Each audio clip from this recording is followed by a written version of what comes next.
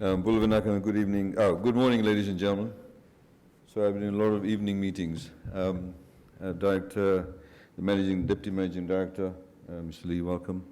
The Director of PFTAC, the Governor of the Reserve Bank of Fiji, and all the other representatives from the different countries in the Pacific. They say that when a wise person speaks before you, there's not much to say afterwards. And the Deputy Managing Director has actually said, in fact, made all the salient points that I wanted to make. But just for me to say this morning, it's been a pleasure for Fiji to obviously host PFTAC for nearly the past 30 years. We look to obviously further collaboration. It's not something that is only beneficial to Fiji itself, but also the rest of the other Pacific Island countries.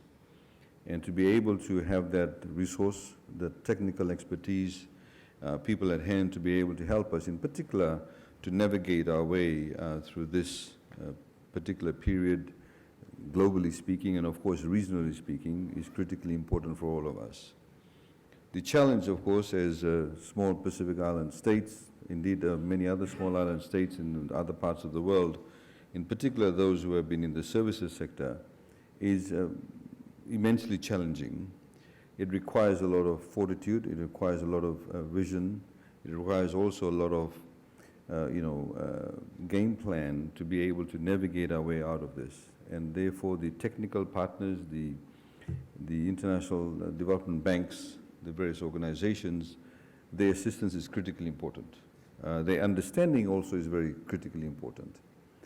To be able to understand what we are going through, what are some of the challenges, and how in fact we can actually put in place some long-term goals, some long-term strategies, not only to be able to address things like debt to GDP ratios and looking at our foreign reserve levels, etc., but how we can actually ensure that we have prosperity for our people, that we have sustained livelihoods for our people, because ultimately at the end of the day, that's what matters.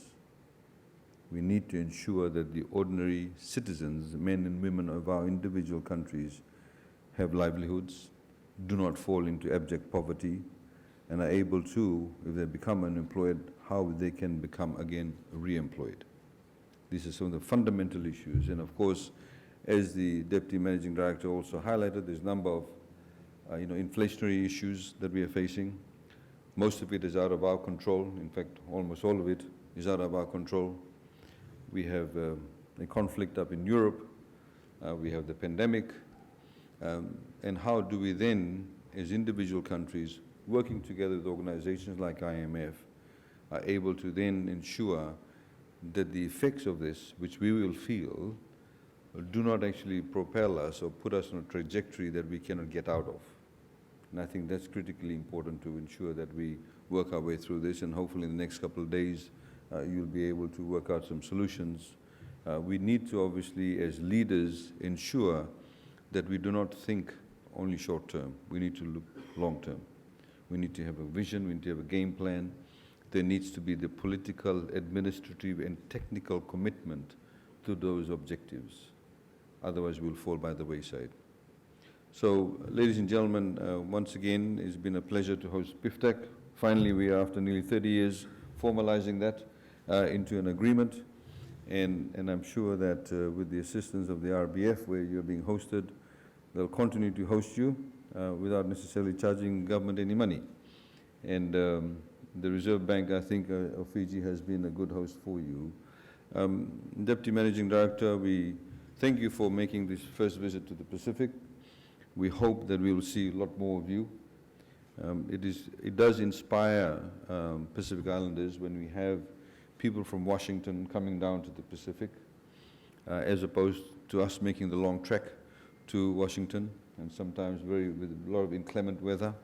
But welcome once again to Fiji. Welcome to the Pacific. As you highlighted also, talking about climate, it's one of our main challenges, and indeed one of the major risks. Fiji has about 14 cyclones since 2016. We've had a cyclone that wiped off 1/3 of the value of our GDP within 36 hours.